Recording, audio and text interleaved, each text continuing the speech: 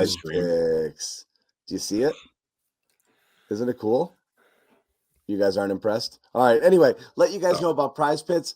Prize Picks. It's pretty fun game if you want to get into the number one. It's just the number one daily fantasy sports platform in North America. No big deal, right? Super fun, super easy. Player projections. All you got to do, just download the app. Boom, check it out. Anywhere between 2 and 6 player projections over under, and that's it. Watch the winnings roll in.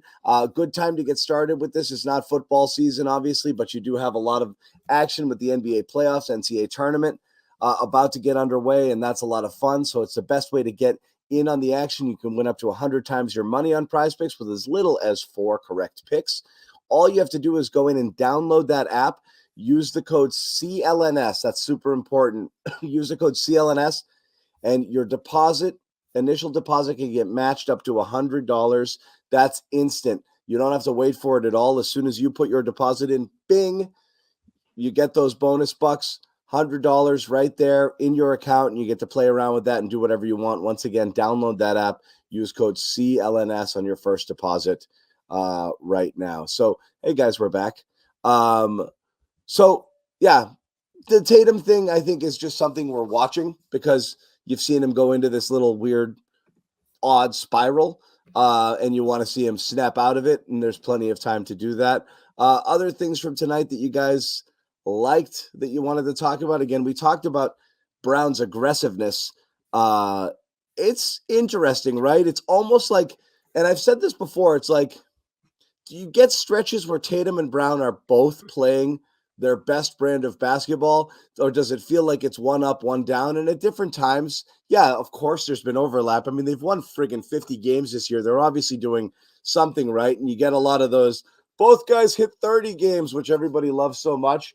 But it does feel like, like I almost like, and maybe this is I think maybe it's a little bit to Jaylen's credit. I think maybe he can sense when Tatum's not in a groove and says, let me just give it to me right now. I got it.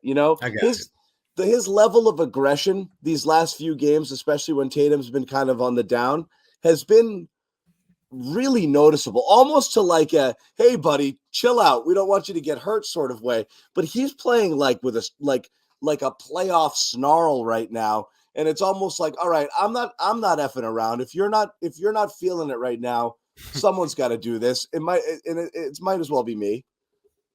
These first quarters are just getting ridiculous from him, and that goes back a while. But opening right. up this one, scoring inside off Pritchard, attacking inside, kicking out, getting fouled, like just on his first 3 possessions. He's playing with control, which again, the chat keeps pointing out, which is really interesting because that would be all right.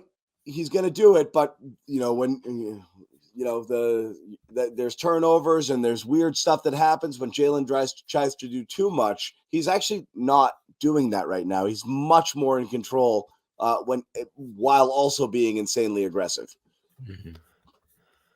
Yeah, and he's worked at this, right? So you expect it's going to get better as time goes on, and it's simplified to some degree too when you have these options around you. A lot of nights it's Porzingis and him playing out of a 2-man. Tonight you saw him and White getting into the 2-man, which I think was a big difference early on when Tatum wasn't getting going. And he's 52% in first quarters this year, 7 points a game in those spots. So this is a consistent role he's in, and you almost wonder if it's probably unspoken, but this is how the game starts.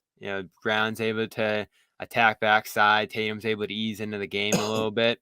And that aggression early is a big reason they've been able to get out to leads in pretty much every game this year. They're out to a 5-10 point lead by the time the second quarter even gets started. So it's the aggression. It's the, I think, balance and strength around the rim you're seeing from him. But it's also him recognizing coverages in those spots. So if there is a guy there, he can kick it out. If he needs to pull up over a guy in the lane, he's going to do that. So he's just smarter.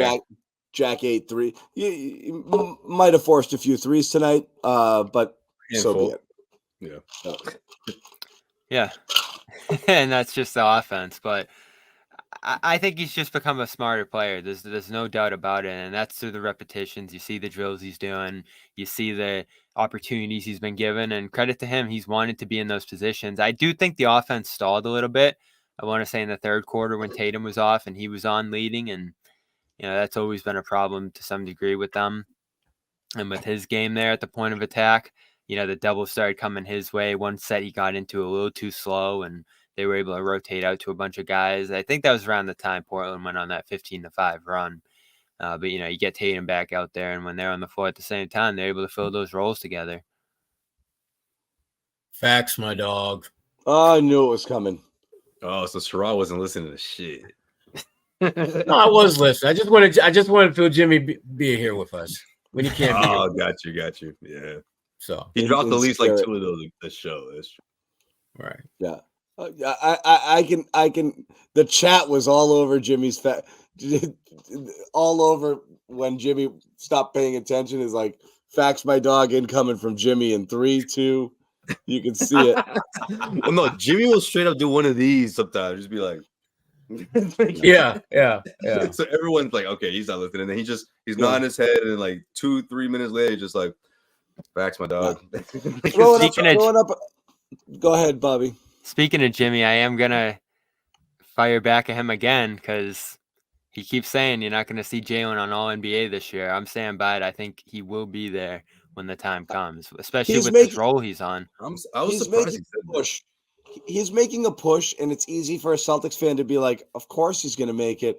And then you go through the names, and you're like, holy! It's the same place you were a couple years ago with him too. It's like you're looking at it, and it's like, oh, there's a lot of definites, like.